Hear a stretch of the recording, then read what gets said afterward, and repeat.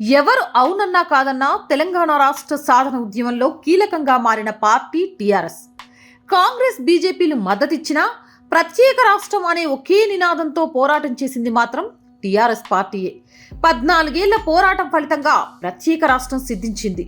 దీంతో ఉద్యమ సారథిగా ఉన్న కేసీఆర్ పార్టీ టీఆర్ఎస్ను 2014 ఎన్నికల్లో తెలంగాణ సమాజం గెలిపించింది.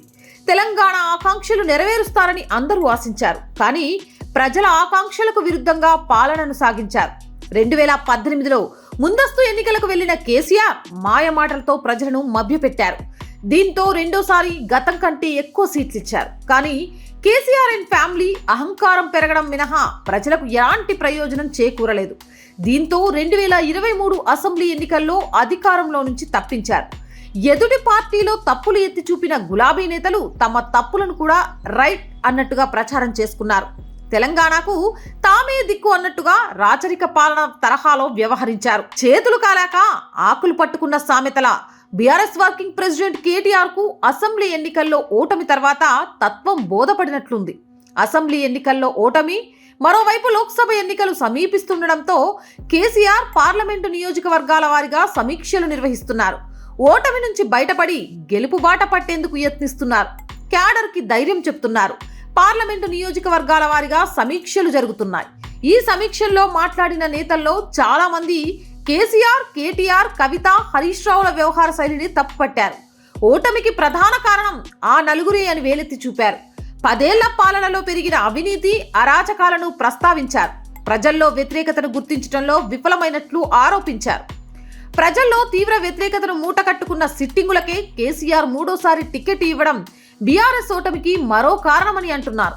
దీంతో అందరి వ్యాఖ్యలు వింటున్న కేటీఆర్ వాటిని ఖండించలేకపోతున్నారు. చేసేదేమీ లేక చివరికి కేటీఆర్ కూడా నేతల ఆరోపణలను అంగీకరిస్తున్నారు. ఈ క్రమంలోనే అసెంబ్లీ ఎన్నికల్లో బీఆర్ఎస్ పార్టీ ఓటమికి బాధ్యత తనదే అని ప్రకటించారు.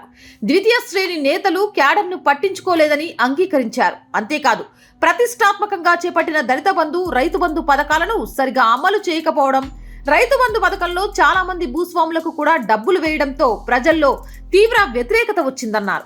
చేసిన అభివృద్ధి, సంక్షేమ పథకాలే గెలుస్తాయని అనుకున్న సిట్టింగులను మార్చి ఆలోచన చేయలేదని పేర్కొంటున్నారు. కాళేశ్వరంలో లోపాలు, మేడిగడ్డ బ్యారేజ్ పిల్లర్ల కుంగుబాటును ప్రస్తావిస్తూ పెద్ద పెద్ద నిర్మాణాలు చేసినప్పుడు చిన్న లోపాలు సహజమే అని సమర్థించుకునే ప్రయత్నం చేశారు. మొత్తంగా బీఆర్ఎస్ ఓటమిని కేటీఆర్ అంగీకరించారు. జరిగిన తప్పులు లోక్సభ ఎన్నికల్లో రిపీట్ కానివ్వమని నేతలకు హామీ ఇస్తున్నారు. ఇదిలా ఉంటే కేటీఆర్ మర్చిపోయిన విషయం ఏంటంటే ఇప్పటికే చాలా ఆలస్యమైంది.